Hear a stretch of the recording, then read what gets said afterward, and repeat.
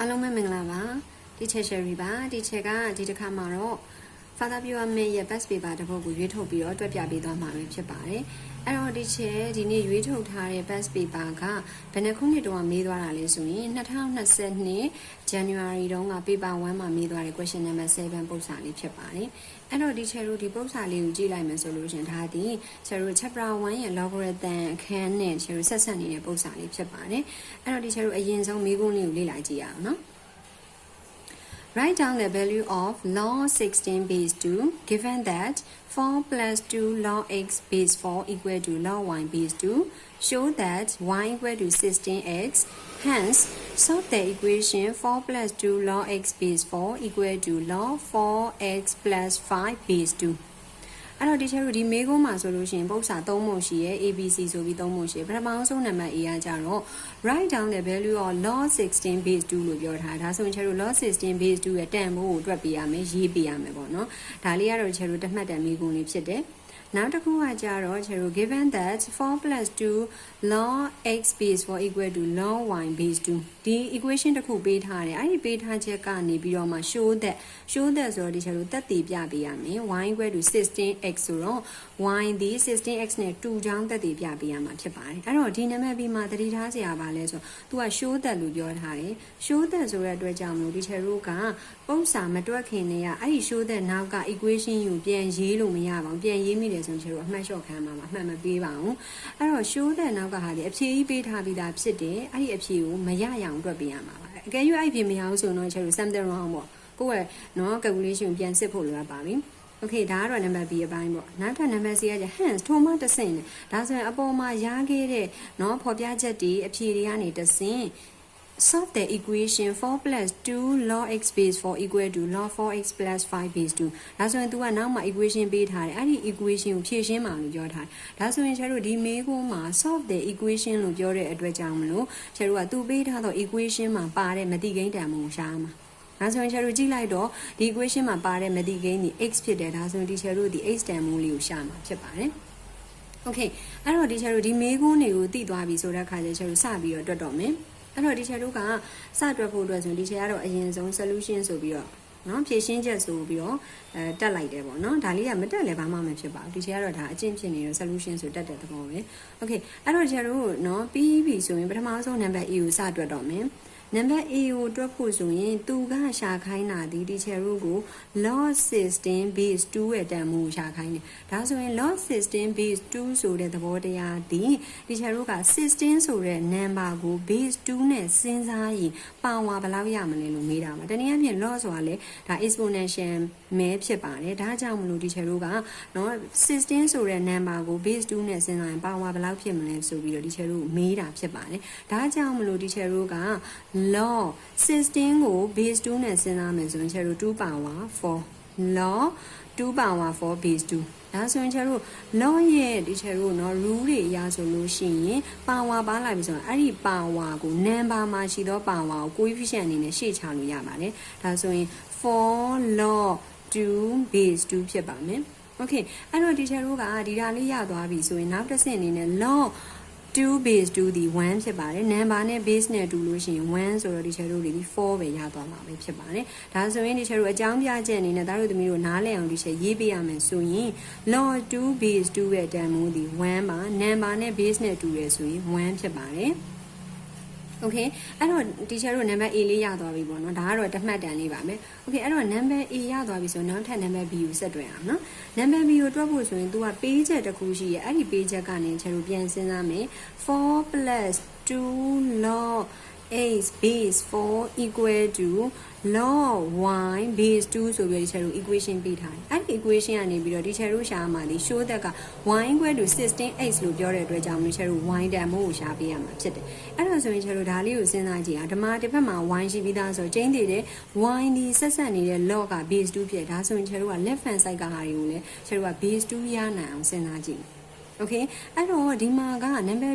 B B ရဲ့ပထမအောင်ဆုံးကိန်းမှာ plus ကရှေ့ဘက်မှာရှိတဲ့ကိန်းကြီး4အဲ့ဒီ4ဒီအပေါ်မှာရခဲ့ဘူးတော့ကျတို့ A ရဲ့ကျတို့ log 16 base 2ရဲ့တန်ဖိုးနဲ့အတူတူပဲဖြစ်ပါတယ်အဲ့တော့ဒီကျတို့က4နေရာမှာ log 16 base 2လေးရေးတယ်ဘာကြောင့်ရေးတာလဲကျတို့ y တန်ဖိုးရှာဖို့ဆိုရင် log base 2ဖြစ်အောင်မလို့ကျတို့ကသူ့ကိုဒါလေးနဲ့စဉ်းစားလိုက်တာဖြစ်ပါတယ် okay ပြီးရင်နောက်တစ်ခုကကျတော့ plus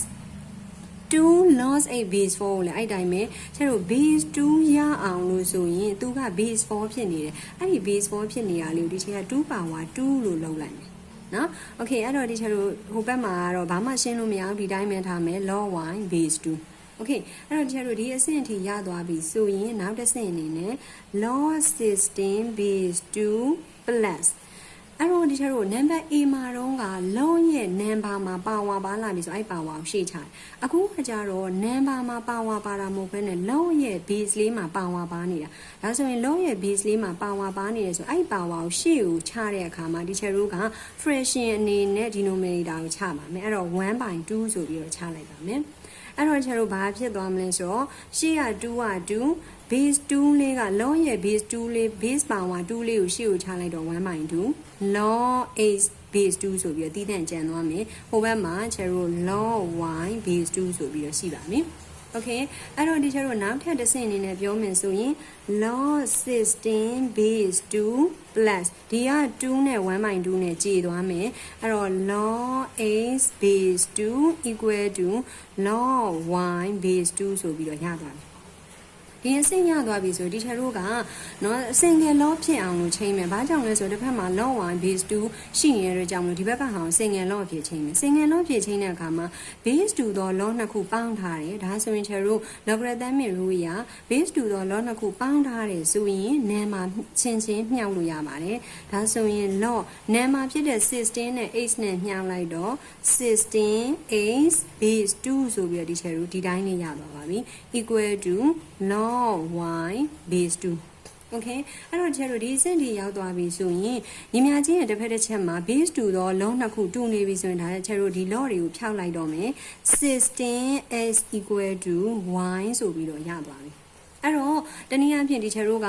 ဒီ show that နဲ့ကိုက်ညီအောင်လို့ချက်တို့ y ကို left hand side မှာပြန်ထားလိုက်မယ်ဒါဆိုရင်တနည်းအားဖြင့်ချက်တို့ဒါကြောင့်မလို့ y equal to 16x ဆိုပြီးတော့ဒီချက်တို့လိုချင်တော့ show that ကိုရသွားပါokay ဒါဆိုရင်ကျတို့နံပါတ် B လေးပြီးသွားပြီအဲ့တော့ဒီချက်တို့ဒီနံပါတ် B လေးကတော့၄မှတ်တန်မေးခွန်းလေးဖြစ်ပါတယ် okay အဲ့တော့ A ရော B ရောပြီးသွားပြီဆိုရင်နောက်ထပ်နံပါတ် C ကိုတွက်ကြည့်အောင်နံပါတ် C ကကျတော့သူက solve the equation လို့ပြောတဲ့အတွက်ချက်တို့သူပေးထားတဲ့ equation လေးကိုပြန်ရေးပါမယ်အဲ့တော့နံပါတ် C က4 plus 2 log 8 base 4 equal to log 4 plus 5 base 2ဖြစ်ပါတယ်okay အဲ့တော့ဒီ equation ကိုဖြေရှင်းရမယ်ဆိုတော့တနည်းအားဖြင့်ဒီ equation ကနေချက်ပြီး x တန်မိုးထုတ်မှာ x တန်မိုးထုတ်မယ်ဆိုလို့ရှိရင်လည်းအဲ့လိုပဲ single logarithm ကြီး left hand side ကော right hand side ကောမှာ single logarithm ဖြစ်အောင်ပြောင်းမယ်အဲ့တော့သူကဒီ number C မှာဆိုရင် hence လို့လည်းပြောထားတယ်ထိုမှတစ်ဆင့်လို့ပြောထားတယ်ထိုမှတစ်ဆင့်ဆိုအပေါ်မှာရခဲ့ပြီးတဲ့ A နဲ့ B နဲ့ကနေပြီးတော့မှဒီချက်တို့ကသင့်တော်တဲ့เนาะ expression နဲ့အဖြေကိုပြန်ယူသုံးလို့ရတယ်ဆိုတဲ့သဘောဒါဆိုရင်ချက်တို့စဉ်းစားကြည့်အောင်เนาะဒီ left hand side မှာဆိုရင်4 plus 2 log 8 base 4အပေါ်မှာဒီချက်တို့ number B တုံးကရှာခဲ့တာလဲ4 plus 2 log 8 base 4အဲ့ဒါကို left hand side တစ်ဖက်လုံးကိုရှင်းလိုက်တဲ့အချိန်မှာသူ့ရဲ့เนาะချက်တို့ simplest form ကြီးဘာဖြစ်သွားလဲဆိုတော့ဒီချက်တို့ဒီအစဉ်လေးဖြစ်သွားတယ် log 16 8 base 2ဒါဆိုရင်ဒီချက်တို့အခု number C မှာလဲ4 plus 2 log 8 base 4ဆိုတဲ့နေရာလေးမှာအပေါ်ကရခဲ့သော expression ကိုပြန်ပြီးတော့ယူသုံးလို့ရပါတယ်ဒါဆိုရင်သူ့နေရာမှာဘာရေးလို့ရလဲဆိုတော့log 16 8 base 2 equal to log 4 8 plus 5 base 2ဆိုပြီးတော့ရသွားဒါဆိုရင်ဒီချက်တို့က left hand side ကော right hand side ကောမှာ single logarithm တွေဖြစ်သွားပြီဆိုတော့ဒီချက်တို့ base 2တော့ log နှစ်ခုတူတယ်ဆိုတော့ number ချင်းချင်းလဲတူမယ်16 8 equal to 4 8 plus 5ဒါဆိုရင်ချက်တို့က x တန်မိုးရှာဖို့ဆိုရင်ချက်တို့ like 10တွေကို collected လုပ်မယ်ဒါဆိုရင်16x minus 4x 4x ကလက္ခဏာဒီချက်တို့ plus ဖြစ်ပါတယ်လက္ခဏာဆိုတာနောက်ကိုကြည့်ရမှာမဟုတ်ဘူးသူ့ရဲ့ coefficient ကိုကြည့်တာဖြစ်ပါတယ်အဲ့တော့ချက်တို့ 4x ဆိုတဲ့အတွက်ဒီဘက်ကိုရောက်လို့ရှင် minus 4x ပါ equal to 5ဒါဆိုရင် 16h တဲ့ 4h ကိုချေတို့နှုတ်လိုက်တော့ 12h ဆိုပြီးရသွားပြီ equal to 5ဒါဆိုရင် h တန်မိုးထုတ်ဖို့ဆိုရင်ဒီချေတို့က12နဲ့ h နဲ့ဒီ multiply လုပ်ထားတာဖြစ်တဲ့အတွက်ကြောင့်မလို့ဒီချေတို့ကညီမျှချင်းတစ်ဖက်ကိုသွားမယ်ဆိုရင် divide လုပ်ပေးပါမယ်အဲ့တော့5 by 12ဆိုပြီးတော့မှဒီချေတို့လိုအပ်တော့เนาะချေတို့ solve the equation မှာပါဝင်တော့မတိကိန်းတန်မိုး h ကလေးကိုရသွားမှာပဲဖြစ်ပါတယ်ဒါကတော့ဒီချက်ကเนาะဒီ past paper တစ်ပုဒ်ရွေးထုတ်ပြီးပြောလိုက်တာဖြစ်တယ်ဒီ number C လေးကတော့ဒါเนาะ3မှတ်တန်မိကုန်းလေးဖြစ်တယ်အဲ့တော့ဒီချက်တို့ပြန်ပြောမယ်ဆိုရင် A ကเนาะ A ကကြတော့ချက်တို့1မှတ်တန်လေး B ကကြတော့ချက်တို့4မှတ်တန်ဖြစ်တယ် C ကကြတော့3မှတ်တန်ဖြစ်ပါတယ်ဒီပု္ပ္ပစာတစ်ခုလုံးကချောချောမွမွနဲ့တွက်နိုင်မယ်ဆိုလို့ရှင်ချက်တို့10မှတ်အပြည့်ဝရသွားမှာပဲဖြစ်ပါတယ်အဲ့တော့ချက်တို့ဒီပု္ပ္ပစာလေးကိုသားတို့သမီးတို့ကိုဒီချက်က practice လုပ်ဖို့အတွက်ဒီချက်ကိုယ်တိုင်လည်းတွက်ပြထားတာဖြစ်တဲ့အတွက်ကိုယ်တိုင်သေချာပြန်ရသွားလို့နောက်တစ်ခါလောက်တွေ့ရင်းနဲ့မှသားတို့သမီးတို့ရဲ့ဒီ past paper လေးကိုအလွယ်တကူနဲ့တွက်နိုင်ပါစေလို့ဒီချက်ကဆန္ဒပြုလိုက်ပါတယ်နားမလည်တာရှင်ဒီချက် page messenger ကနေပဲဖြစ်ပါစေ comment box ကနေပဲဖြစ်ပါစေလာပြီးတော့မေးမြန်းထားနိုင်ပါတယ်အားလုံးကျေးဇူးတင်ပါတယ်နောက်ထပ်လာမယ့်ဗီဒီယိုတွေမှာပြန်လည်ဆုံတွေ့ကြရအောင်နော် bye bye